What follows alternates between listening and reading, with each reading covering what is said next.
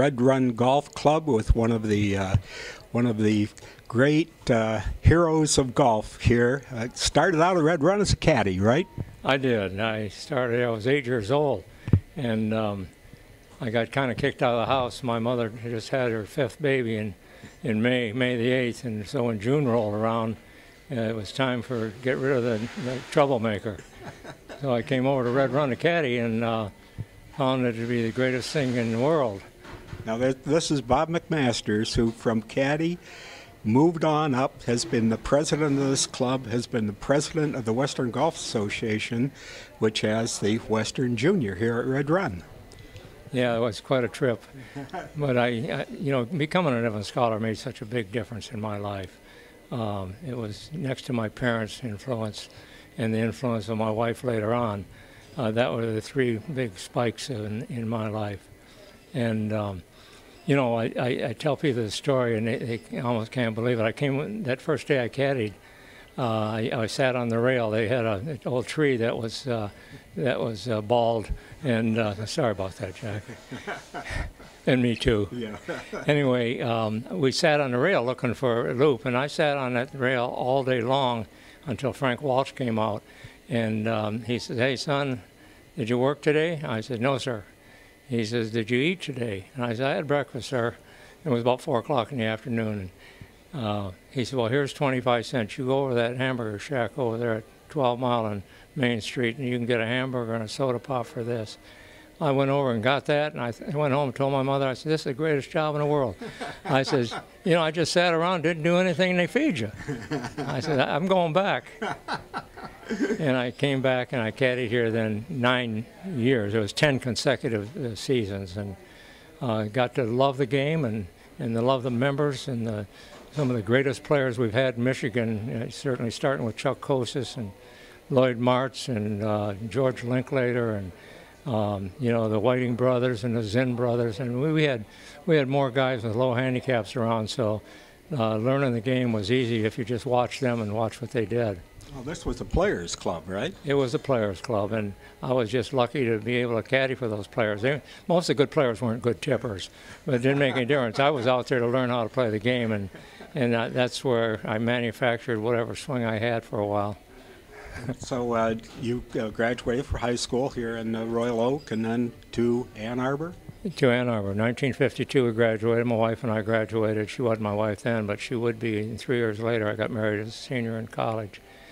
And we went out to Ann Arbor and started our life, played on a golf team. The guys were kind enough to let me captain out there and played in the Big Ten. Didn't win the Big Ten. We finished second to Purdue was our best finish.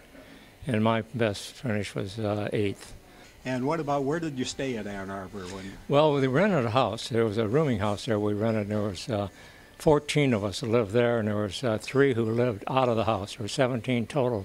And that was the first year they started a chapter at the University of Michigan. So we were kind of lucky that they would, plug that full of scholars. And the guys that were up there already, they roomed together, or 2 of them did. Bud Stevens was one of them, and Bud would later, of course, be 3-time state amateur champion, a fine, wonderful player. He transferred to your school, Michigan State, after his sophomore year, and he never did play on a team again. But he graduated from there and went into business, and the rest of his golf story is a legend. I mean, he's just one of the great players. But we had 14 guys, and it was pretty humble living. And the next year they bought a house, and they increased the membership to about 25 of us lived in that house, and that's where it really got roots. And now what is it, and how big is the house there now, and who is it named after? Well, Jack, you're leading the witness. Well, the house at Michigan State will hold about 75, and the house at Michigan will hold probably 65, but they got room upstairs to do it. And it's a surprise to me, and it wasn't anything I'd worked for, but they named it the Robert L. McMasters Scholarship House in my honor. And that's because this man is a heck of a fundraiser. He is a champion. Well, I wish I made as much money as I raised. That would have been interesting. But we did. The Michigan State House is a lot less expensive because it was done 20 years prior, and we got through that one with $1.3 million, and we raised all the money here in Michigan. Chicago wasn't included, except there was one guy that gave us a $10,000 or $12,000 room thing. But yeah, and Michigan House is a lot more expensive for a lot of reasons. It was later, it was better construction, there's no other way to say it, was regulations and union labor that did it. It tripled or quadrupled the cost of the house. But they're in good stead out there, and Michigan is blessed with two good houses, and you get the scholarship. Having a choice to go to Michigan or Michigan State ain't too shabby. Now, what is it worth? What does a kid get for being an Evans Scholar? The whole premise of the program was to get a kid who might be a good student and doesn't have the money to go, to give them a place to sleep and pay their tuition. And the premise was they could find a way to earn their meals and spending money and all those other things by working in the summer or working on meal jobs during the year and so forth. And that's how it started in 1930, and that's pretty much the same philosophy now. It's changed in the dynamics of it because a lot of kids don't work for their meals like they did when I was going to school. But it's the same thing. Now the scholarship, the tuition is just announced at the University of Michigan at $14,000 for an in-state student and $45,000 for an outstate student. We have a few outstaters that come in the program. We like to cross-pollinize, get some people from other thought processes.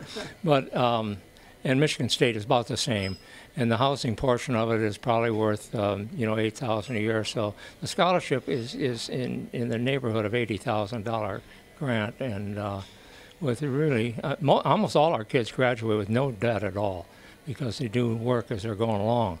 And the ones that do have some debt, it's slight. The debt they have is a moral debt to help those who help them and help the ones that are coming along. Well, like yourself. Yeah. And what about Dave Robinson? Was he a caddy too? Yeah, Dave was not a caddy here. Dave went to school at Oakland University Knights and gutted it out, but he got to be a golfer through his relationship with his father. I mean, and they came here as being a junior member, and Dave got involved in golf, and he loves the game, and he came to me and he said, I'd like to become a governor of the GAM. I said, that ain't going to happen. I said, they've got 39 spots, and they're set in steel. I said, we've got 3 from Red Run. We've got an honorary and 2 governors here. There isn't going to be a 3rd governor. I said, but I can help you. If you want to do something in golf, I can help you get organized with Western Golf because they have an unlimited number of directors. And so I helped steer his way into the job. He loved it, and he found his way to become chairman of Long Range Planning Committee, and certainly the Park Club Committee is a big job. And I had nominated him to be my replacement on the executive committee because I was wanting to get off, and the rest is history. He did the things he had to do. He earned his way to be chairman of the board, which he is now, and he's the one that brought this tournament here. And he's the Red Run member. And what about the program now nationally? What do you see? Well, the goal is to get 1,000 Evans Scholars, and we're sitting at probably close to 860 or 70. And what they're going to do is, with these 1,000, is expand to other schools. We want to have a school in the East, and we do have schools in the West, and historically but haven't had any chapters or any houses. Now they're going to build a house at Oregon, and it's long overdue, and that program will grow. Once you make a commitment to put up some bricks and mortar, and you got a mortgage hanging over your head, it's a great incentive to raise money and perpetuate the program. Well, the Oregon, obviously they've got Mr. Nike there. Yeah. And they've had, good programs, boys and the men's and the women's golf teams, and same at Washington. I think that they're getting a house. And the Northwest, what do they call it? The Northwest Golf Association is there for Oregon, and Vancouver and Washington State, and Pacific Northwest Golf Association. And they're a strong organization, and they think differently. I mean, they think big, but they don't have enough people who are bought into the program yet.